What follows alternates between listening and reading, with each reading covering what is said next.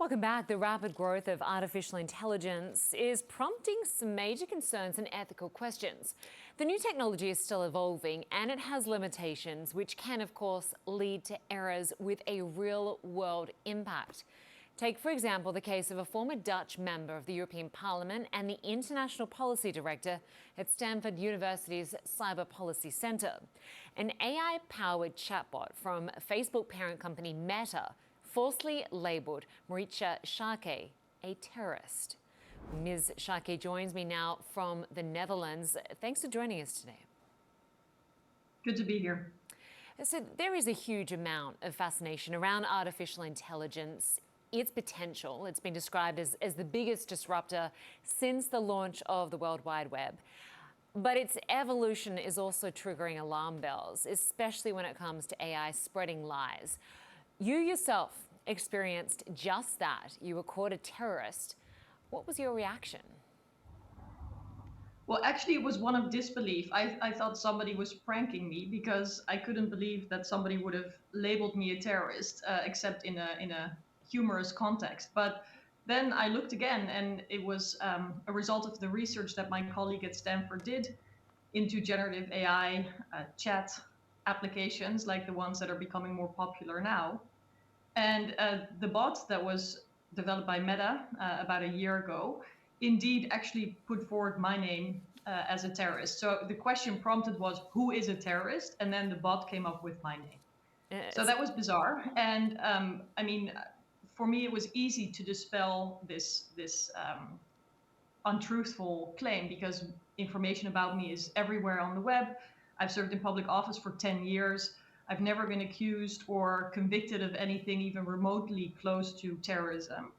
But I think for people for whom that's harder with less of a public profile, or people who may not find out until much later that lies about them are going around the internet, this is much harder. So I think we need to take it very seriously because people treat these chatbots as facts.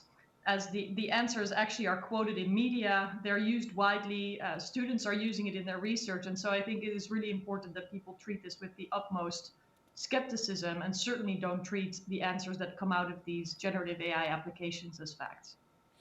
Yeah, you make a really good point because you do have the platform to challenge it. You, as you say, you've been a Dutch politician serving the EU Parliament for over a decade and an international cyber policy expert, a director, and an advisor to several non-profits and governments. And so I want to understand how you went about getting recourse from when you were falsely labelled a terrorist from this AI chatbot created by Meta.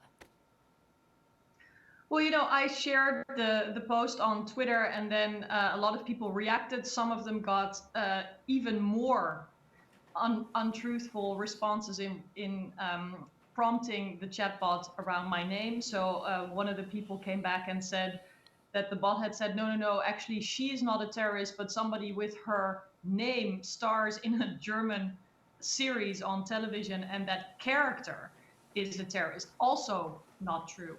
And then after a while, I think the error was corrected.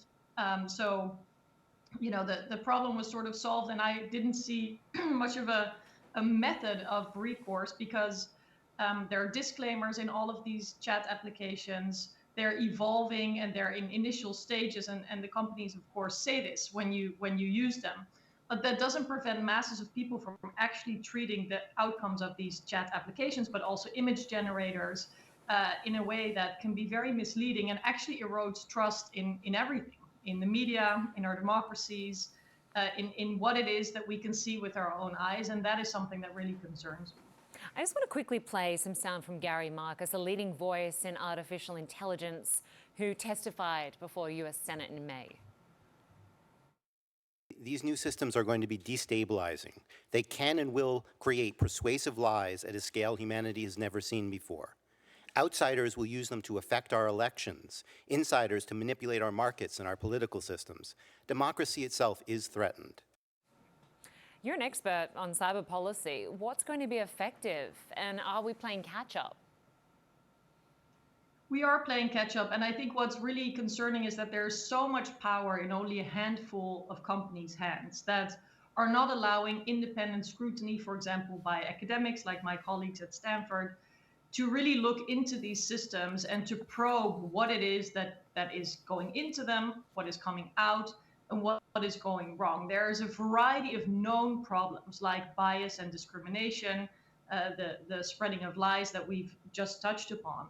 And indeed, as Professor Marcus says in the clip that you just played, democracy is at stake, and that is something we cannot take lightly, and we also cannot experiment with. So next year, 2024, there will be a huge amount of elections in key countries, the United States, the European Union, India, Indonesia, just to name a few.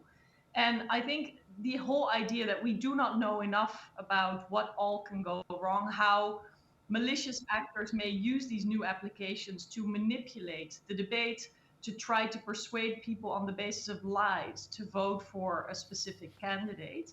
It's a real risk to our democracies in ways that will be harder and harder for ordinary internet users to discern. And so we need expert looks to be allowed to scrutinize these companies. Marietje Schaake, we appreciate your time and your expertise on this issue. Thanks so much for joining us. You're welcome. I'm Lynda Kinkade. That was CNN Newsroom. Stay with us. More news next with Rosemary Church.